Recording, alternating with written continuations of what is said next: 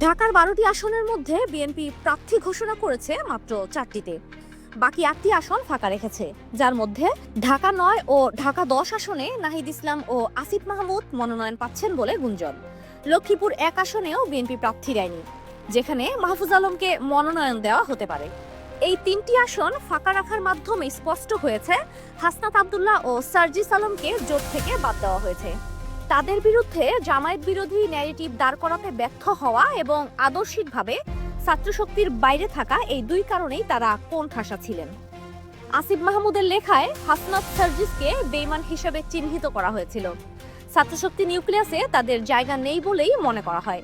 এনসিপির দ্বিতীয় সারির নেতারা এবং বাকসাসের কিছু সদস্য তাদের বিরুদ্ধে প্রচারণা চালিয়েছেন। জামায়াত চরমোনাই খেলাফত মজলিসের ঐক্য প্রায় চূড়ান্ত। জামায়াত জাতীয় স্বার্থে ১০০টি আসন ছাড়তে প্রস্তুত। নেটিজেনরা বলছেন জামায়াতের উচিত হাসনাত ও সার্জিসকে ২টি আসন ছেড়ে দেয়া। এনসিপি থেকে বাদ পড়তে যাচ্ছেন নাসিরউদ্দিন পাটোয়ারিও।